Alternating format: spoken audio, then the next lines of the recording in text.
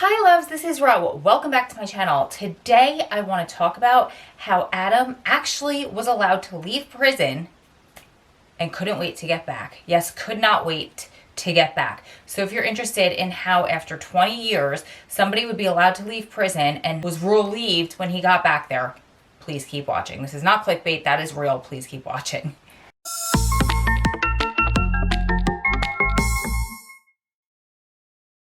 Hi guys. Okay, so this is the third time I'm filming this video, so let's just hope and pray that it works. Otherwise, I'm going to want to throw my camera across the room. The first time I filmed it was after work the night before Thanksgiving. Yes, the night before Thanksgiving. And I had this thought of this video in mind. I thought I looked cute, so I filmed the video. I went to go edit it. There was no sound. So I said, oh my goodness, I forgot to turn on my microphone. No big deal, packed it all in. I had to get ready for Thanksgiving anyway. I ignored it. I moved on. I just filmed the video again about a half an hour ago. Went to go edit it. I did two videos actually, and both of them had no sound. So something happened to the external microphone on my camera. So I apologize if the sound is kind of off. I'm going to try to fix it with my editing software. I know you guys love to tell me when things are wrong with my videos. And then I love my ride or dies who come in and defend me. But if the sound is off on this one, I'm just using the sound on the camera. Tomorrow is Cyber Monday, so hopefully I'll be able to find a deal because I need to buy a new microphone. Unfortunately, I was not expecting that, but things happen. So here's the story. Adam was alone in his cell. The facility was on lockdown, and he was so looking forward to kicking back with a book and relaxing. He had lost his cellmate. His cellmate was moved, and so he knew he only had a very short period of time to live single. It's what they call when they don't have a cellmate, before he had to get a new one. So he thought, oh, what a great day for a lockdown. I'm just gonna chill, I'm gonna hang out, I'm gonna catch up on reading, and I'm going to really enjoy my time alone. They do not get much alone time while you're in prison. You're living with 1,500 other men. You don't get any alone time. You always have at least one roommate. Some people have 12-man cells. A lot of people live in dorms where there's no cells, where he is their cells, and there's two of them to a cell the way that he lives right now. But for an introvert, they have to, I'm an introvert as well, we get our energy, we recharge our batteries by being alone. So he was thoroughly enjoying his introvert alone time when bang, bang, bang, bang, bang, there was a knock at his door. And he's like, what's up? It was one of the cops. They said, come with us. Well, his heart dropped to his toes because right around the same time, the reason his roommate moved 2 days before is because they were just handing pack-out slips. What that means is you have to pack all your stuff and you're hitting the road. Now, they don't tell you where you're going. They don't tell you when you're going because it's safety and security. So a lot of these guys were not putting in for transfers, but they were getting shipped off to different facilities.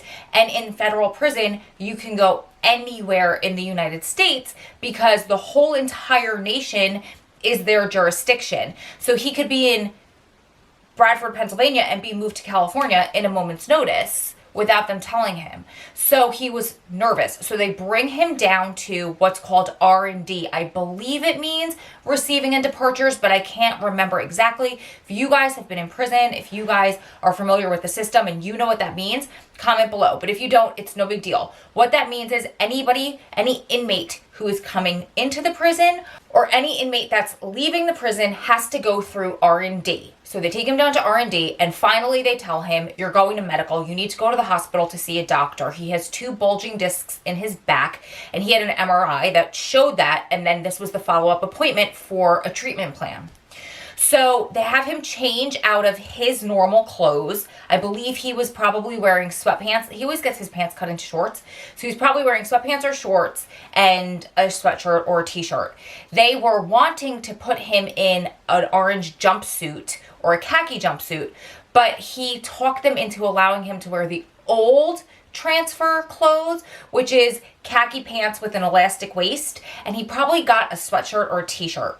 Then they chained him. They started to chain him up. So he gets handcuffs, that attach to a belly chain. But handcuffs that you transfer with aren't your normal typical handcuffs. When you're inside or you get arrested, everyone has seen handcuffs. They have that chain in between. There's kind of a little bit of wiggle room. Transfer handcuffs are different. Your palms are facing down, left over right, and there is no give here. There's not much chain in between. And then for Adam, he has an additional layer of security. Because of his time, he's considered a flight risk, meaning he's considered at risk for escape. Anybody with that amount of time just gets that added onto there. So he gets a black box put over his handcuffs. I know in videos past, I've said incorrectly that he got that black box security lifted. That's not true. I just assumed because he was granted a transfer from a United States penitentiary, the highest security level, down to a medium, I assumed that they waived that they lifted that. He told me just a couple weeks ago that it's absolutely not true. I don't know where I got it, where I dreamt it up. So the black box, any wiggle room they might have, any kind of movement, that gets rid of it, and that black piece of plastic goes over where the keyhole is for the handcuff, just as an additional layer of security. But for him, it's just less movement. That handcuff, the cuffs, attach to a belly chain, and you just have, let me show you. The belly chain goes around your waist, and you only have this much movement in your hands.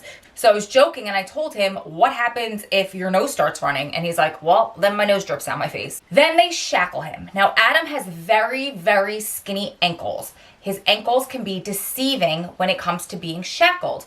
Because he's been an athlete his whole entire life, he has very, very defined Achilles tendons, as well as it's a genetic thing. But on top of his genetics of skinny ankles, his Achilles tendons are really, really defined. So there's a lot of thickness between the front and the back of his ankle, although they appear very skinny. And then the bones on the sides stick out a lot. So a shackle, the cuff of the shackle looks just like the cuff of a handcuff, and it clicks around his ankle until they make it tight.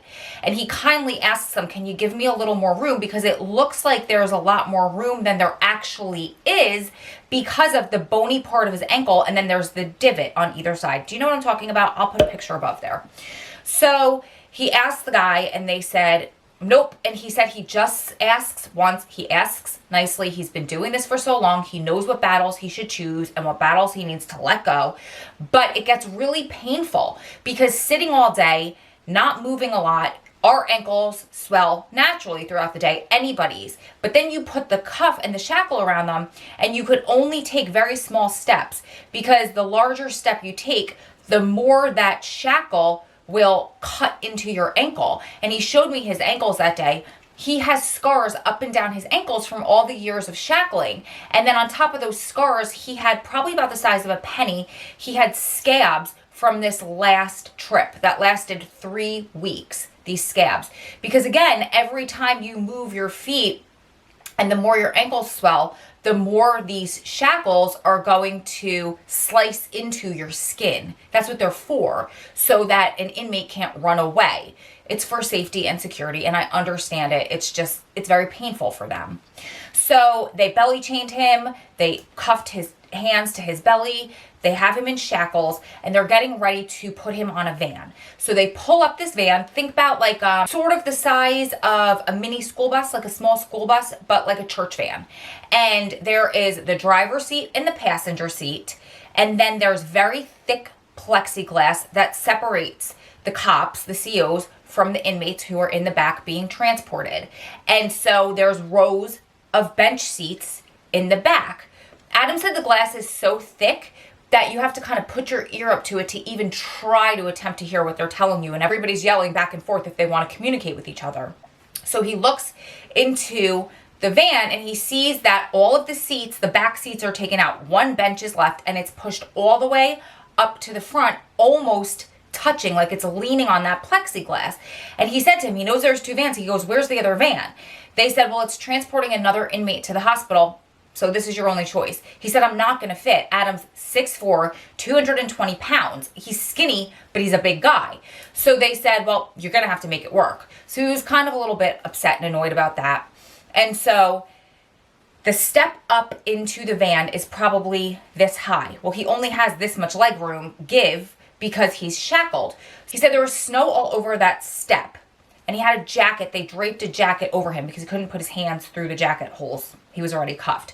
So now he says to the cop, I'm gonna need a little help here. Because if you think about it, when you take a step up, you're relying on your back foot, your bottom foot, to push off of to get you that leverage to get onto the step.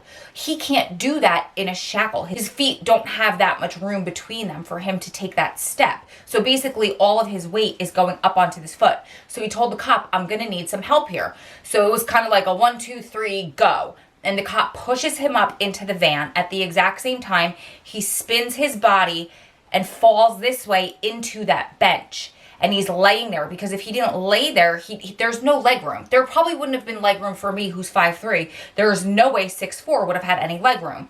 And so he kind of had his head propped up against the window, which when you're driving, it's like bang, bang, bang. And he had to kind of lay in that weird sideways position, which was excruciatingly painful for him because he has a lower back and hip injury. He has 2 bulging discs. So sitting certain ways is very painful. And of course, that was one of them. So he's driving in this pain, and we don't think about this because we are in cars. Even if you don't have a car, you're in an Uber or a taxi, and if you don't have access to any cars, you're on a bike or you're walking distance or you're running. We have access to movement all day long. We see cars going.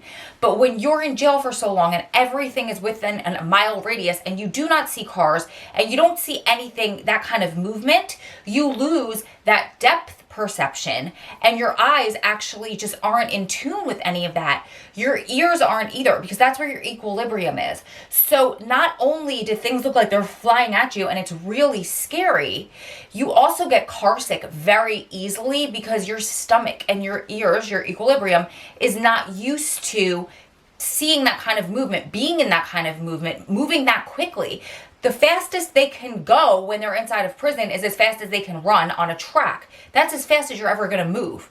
You're never going to move 60, 80 miles an hour like you do on a highway because you're not in a car unless you're in transit. So it's very awkward. It's painful. Actually, Michael Santos, my very dear friend, who you probably know, a very famous prison author who did 20 years on a mandatory minimum sentence, got out a few years ago, said it took at least a year for him to feel comfortable behind the wheel driving, or in a car period, but especially driving, because of that depth perception he needed to get back. So they finally make it to the hospital, and not through Adam, but I know this through an article that I recently read that was written by a lifer who was also doing transit, and the similarities of their stories were eerily similar. Crazy that I heard them around the exact same time. So that guy said when they go into the hospital, they're in their orange jumpsuits, they put them in wheelchairs and they throw blankets over them because they don't want to scare the public. They keep them away from the general public. They bring them in back doors. They take them in separate cargo elevators. But on the off chance that they do see a normal civilian, they try to make them look as least scary as possible. But here's the thing. This is what the guy said, and it's so true. He said, it's kind of irony because if you saw somebody who you know is a prisoner, they're in an orange jumpsuit and they're draped over a blanket, wouldn't you rather know that they were chained and they couldn't come after you versus not being able to see them? But I guess something's in our psyche. When you see chains, it just freaks you out. When you see a prisoner in full chains, it's just really psychologically scary. In fact, Adam told me the story one time when he was in transit, back when he was getting his ACL done, and they never did it. They lied to him on the operating table, and his last words before they put him to sleep was, "This is BS." He said the full word. I will post the video up there. I made a whole video about it. It was just crap. They lied to him. They said his MRI was different than it was. Regardless, that's a story for a different time. But during that transit, he saw an elderly couple. He was shackled, he was chained, he was belly chained, and the guards were with their guns and they were trying to help him get into the hospital because he had to walk in the front door that time. And he said they looked so scared because when you're shackled and chained like that, you look like a monster. You really do. It doesn't matter how sweet you are. It doesn't matter if you're innocent. It doesn't matter if you're there for an extended stay that you don't belong there for. You didn't hurt anybody during your crime. It does not matter if you are a white-collar criminal. You look like a monster. So he said the only thing that he knew how to do was to smile and just to kind of soften it. And I was trying to give him a silver lining at that point, and I said, well, maybe, you know, you softened their hearts because there you are looking so criminal, and you smiled. And he goes, good try, Ro, and he was right. Like, it's just kind of sucks, but it's part of it. It is what it is. That's it. Everyone just knows when you're in transit for so many different reasons. It just sucks. You just have to embrace the suck at that point and wait for it to be over. So anyway, Adam gets to the hospital. They bring him to the doctor's office, and the doctor looks at the cop because it's like weird. It's like this weird elephant in the room. The prisoner's the elephant. It's like they want to talk about him like he's not even there. Nobody wants to engage with him. It's really uncomfortable, and it's kind of sad. He's still a person. But anyway, they look at the cop because he said, I need to do tests on him. It's his hip and his lower back. It's really hard for me to do that with him all chained. Can you take the chains off? And the cop's like, and Adam said he shot him a look like, I'm not going anywhere, dude. And he told me that he tells them this all the time when he's on the road. I do not care what happens. I don't care if you run out of gas, if you run off the road. I don't care. I am not going anywhere. They're going to have to send somebody to come get me. I don't care if there's a natural disaster or my shackles just so happen to disintegrate. I am not going anywhere. I am too close. I am too far. I'm not risking it. No, I'm not going anywhere. You have nothing to worry about. And I get it. It's different coming out of somebody's mouth. But the guy was like, fine. He uncuffed him. He unshackled him. And the doctor was able to manipulate his body to do the tests. And the doctor was kind of arrogant. And he asked him, like, you know, what have you been doing for this? And Adam told him, and he said, what about physical therapy? And he said, I've been doing it. And he said, well, who are you working with in there? Are they sending you to a physical therapist? And he said, that's me. And the guy was like, huh? Like kind of very condescending about it. And Adam said, well, here are my certifications. Here's everything I've done for so long. And he doesn't have a degree in physical therapy. He doesn't have a degree in anything, but he's been studying it for so long. He's become the guru in there for fitness and health and wellness and rehabilitation that medical staff, because you guys know medical care in prison, they don't do anything for you. They'll say, go see Clausen. We're not doing anything for you. He'll help you. So he's that guy. So winds up, they come up with a treatment plan. His back's really bad. One disc is completely dried up.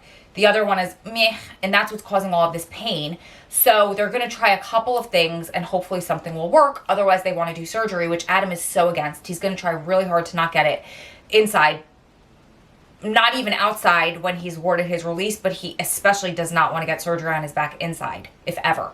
So shackle him, cuff him. They're bringing him back to the facility, and it was the same ride, you know, head against the glass and shackled and chained and laying on his bad hip and just really painful. So he says they bring him back to R&D, and of course he needs help out of the van and taking really small steps because at this point his ankles are really swollen, the shackles are really, really tight, and every step is more and more painful because it's cutting more and more and more into his legs, into his skin. It literally slices your skin. So they take him back into R&D, and they take all of his chains off, and they give him his clothes, and he puts his, or I guess they do like the squat and cough and all of that stuff, the search and everything. And then he puts his clothes back on, and he's finally allowed to go back to his cell like hours and hours later.